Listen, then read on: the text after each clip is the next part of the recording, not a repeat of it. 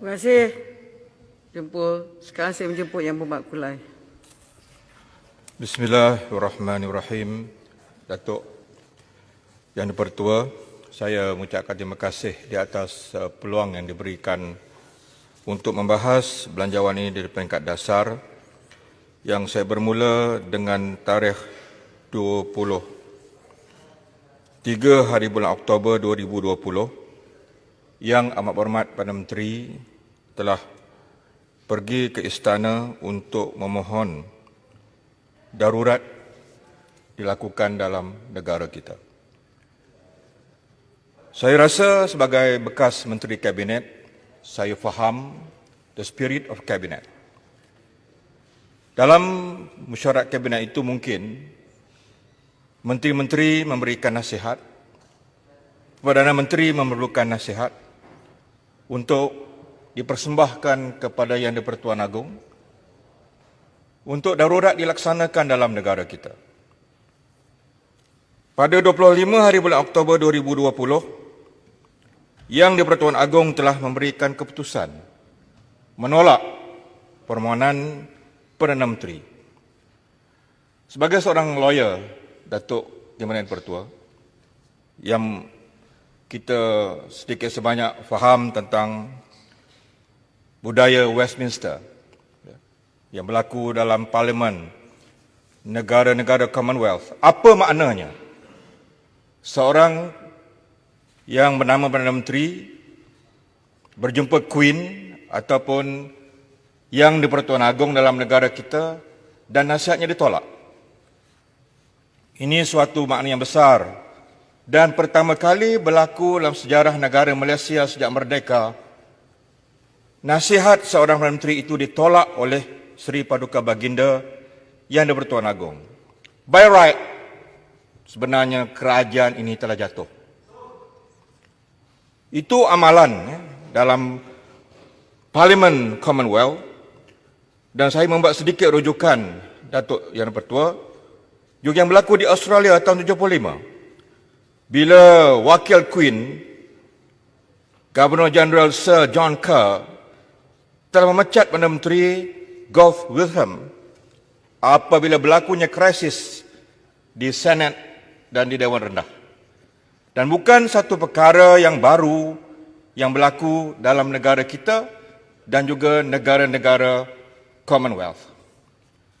Maka dengan sebab itulah saya sangat mempertikaikan saiz kabinet yang besar itu yang menelan belanja dalam bajet tambahan sebanyak 7.18 bilion untuk menambah kementerian-kementerian yang tidak sepatutnya wujud. Tetapi besarnya saiz kabinet itu tidak dapat memberikan nasihat yang betul pada saya sebagai bekas menteri dalam kabinet kepada Perdana Menteri. Apabila Yang di-Pertuan Agong menerima Perdana Menteri dan gerombolannya, saya difahamkan IGP, Ketua Turus Tentera, Menteri-Menteri Kanan, DG Kesihatan untuk melaporkan dan untuk convince Yang di-Pertuan Agong. Mungkin juga kerana itu baginda yang biasanya Yang di-Pertuan Agong menggunakan diskresionnya sendiri. Tetapi dalam peristiwa pada 23 hari bulan Oktober itu, Yang di-Pertuan Agong telah memanggil semua raja-raja Melayu.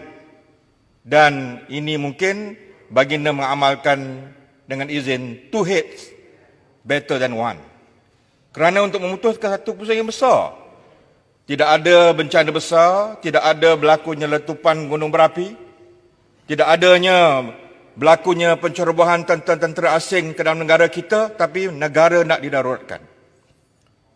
Ini suatu pukulan moral bagi saya yang paling hebat yang mungkin berlaku dalam sejarah Commonwealth, dalam negara kita dalam sejarah moden, yang sepatutnya mereka faham apa yang mesti mereka lakukan. Saya memilih bahasa Melayu yang terkenal dengan keindahan kesopanannya. Sepatutnya kerajaan ini berundur secara terhormat. Maka dengan itu, Datuk Yang Dipertua, lahirlah manifestasinya bajet. ataupun belanjawan yang saya anggap half cook dengan izin, ataupun half past six, yang langsung tidak mengambil kira apa yang berlaku di bawah, rakyat yang susah. Sepatutnya setelah mendengar perbahasan ahli parlimen, yang pada kali ini saya rasa bukan hanya suara pembangkang, suara pekan, suara Langkawi, dan suara daripada UMNO sendiri, Datuk Yang Pertua, memberikan pandangan-pandangan yang saya anggap konstruktif,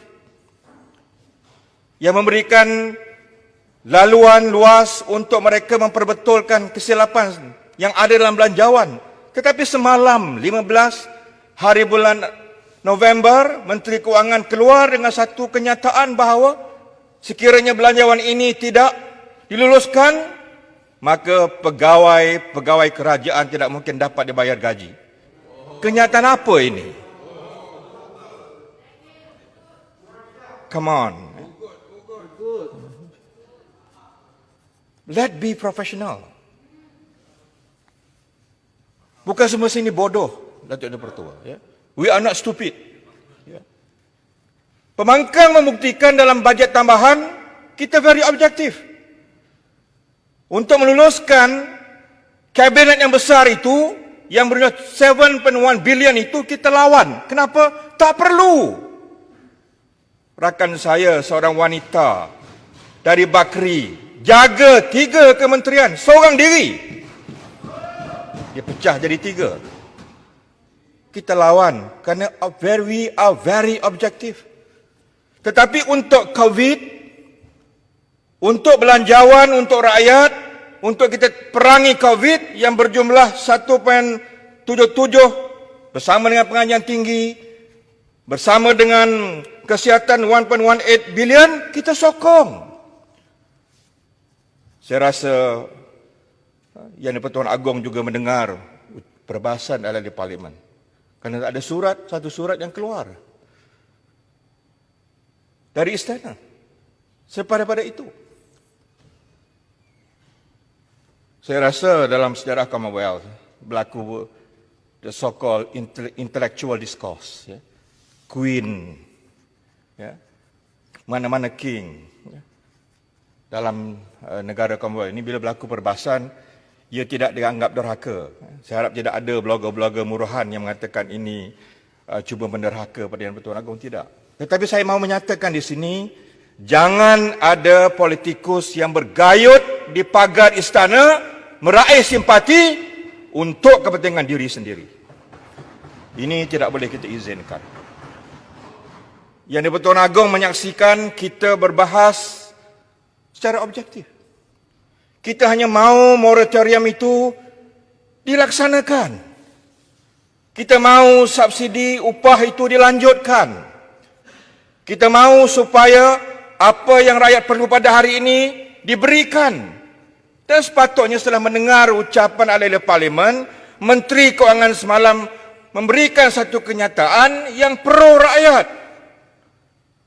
Memberikan ucapan yang concern tentang perkara-perkara ini. Saya tak nak petikai, dia bukan orang politik, dia orang baru, itu bukan isunya. Nak jadi menteri ini bukan hanya perlu cerdik, ya, tapi perlu how empathy itu kepada rakyat yang sedang bertarung dengan nyawa mereka di bawah. Dan Menteri Kewangan boleh menyatakan kenyataan polisi, membuat policy statement untuk akur dengan moratorium. Ini tak payah rujuk kepala sana, kepala sini di peringkat jawatan kuasa. Tak perlu. Tak perlu kelulusan dalam parlimen. Dia perlu kenyataan polisi. Seorang Menteri Kewangan boleh menyatakan, demi rakyat, saya peka dengan perbahasan ahli parlimen di sebelah kerajaan, di sebelah pembangkang, maka saya mengambil perhitungan kalau tidak pun mendengar dengan teliti tentang moratorium subsidi upah dan seumpamanya. Bukan ugut macam nyata semalam. Takkan nak balik bilik kuliah balik, ya? Bukan itu. Now we are here. Sekarang anda sebagai Menteri Kewangan dalam parlimen. Ini penting supaya kita melihat pada masa akan datang Tidak berlaku lagi perkara-perkara yang seperti ini. Nah, apa yang berlaku pada 25 hari bulan ini? Akan diundi. Rakyat menunggu kita nak undi atau tidak. Kita ingin mendengar sama ada yang Perdana Menteri boleh membuat policy statement bila-bila masa. Menteri-menteri kanan boleh membuat statement policy bila-bila masa. Menteri Keuangan pada at any time boleh membuat kenyataan. Yang paling tidak pun menunjukkan bagaimana kita bersama di dalam pertarungan COVID ini. Seorang rakyat Singapura meninggal dunia, membunuh diri, terjun bangunan. Rakyat saya di Pulai, kalau ikut motosikal, kita orang Johor, betul. Setiap pagi hampir 300,000 motosikal ke Singapura. Ada di kalangan mereka yang ditahan, masih di sana lagi. Kita kenakan pula suatu fund ataupun suatu yuran untuk mereka mengambil kesihatan COVID test lagi bila balik ke Tambak Johor. Jasa diberikan hampir sampai 80 juta. Apa ini? Ini bukan masa nak bermain dengan api perkauman. Ini bukan masa kita nak bermain dengan sentimen agama. Cukuplah. Masa kami di sana dulu, kes Adib dipolitikkan. Mana dia keadilan untuk Adib? Orang Melayu dibunuh. Sekolah Cina, vernacular nak ditutup. RUU 355. Semua dipolitikkan. Dah duduk di sana? Di mana? Di mana isu-isu ini semua? Melainkan kita faham pada hari ini hanyalah politik membakar semangat agama dan perkauman. Paling tidak pun Datuk Mertua, Pakatan Rakyat menerima kepanasan ini sehingga kami jatuh. Kami tak malu mengaku serangan politik ini. Sebab itu bagi saya apa yang berlaku pada 25 hari bulan ini adalah penting. Pekan dah membuat suatu isyarat. Yang lain telah buat bersyarat. Kita boleh terima dengan syarat rakyat didahulukan. Tapi kalau jatuh, belanjawan ini kalah, apakah sekali lagi darurat akan dipohon? Kembali kepada semangat Commonwealth. Nak darurat, jumpa Agong, Agong tolak. Belanjawan jatuh, jumpa Agong, tak darurat lagi. Ataupun parlimen nak dibubarkan. Apa cerita nanti? Saya ingin membuat unjuran pemikiran ini supaya kita bersedia. Kita bersedia, kalau benar kalah, surrenderlah dengan baik. Berilah kepada mereka yang berhak. Yang sana pernah jadi menteri, kita pun pernah jadi menteri, walaupun 2-3 bulan. Datuk pun pernah menjadi menteri-menteri di sini. Kita biasa, biasa. Pandai sama pandai, semua ada ijazah, semua ada PhD, yang penting kejujuran. Amanah ingin menekankan di sini, sekiranya berlaku pertukaran kerajaan, yang penting amanah menjunjung tinggi integriti. Amanah bersama dengan mereka yang mau membuat reformasi.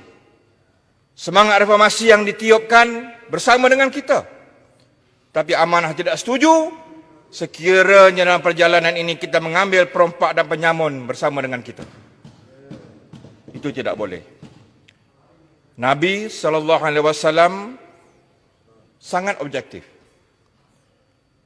Dalam perjalanan hijrah, Nabi menerima apa yang dikatakan pertolongan daripada orang bukan Islam. Tetapi Nabi tidak menerima gulung-gulungan perompak penyamun walaupun mereka beragama Islam. Itu tidak boleh. Itu asabiyah namanya.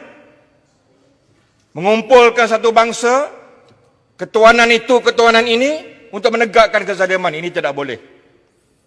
Tetapi Nabi menerima apa yang dikatakan Hizbul Fudul. Satu perjanjian antara Nabi dengan orang-orang Mekah, walaupun orang bukan Islam. Menjaga kepentingan harta orang bukan Islam. Nabi bersama kerana menghimpunkan manusia-manusia yang amanah, yang ada integriti, walaupun mereka Islam dan mereka bukan Islam. Konsep ini mesti harum dalam parlimen ini, insya-Allah. Konsep ini mesti segar dalam negara Malaysia, insya-Allah. Dan sumpah kami sebagai ahli parlimen ialah untuk mempertahankan perlembagaan, mempertahankan demokrasi berparlimen, mempertahankan raja-raja Melayu, dan mempertahankan negara daripada mereka yang dianggap khianat, mereka yang dianggap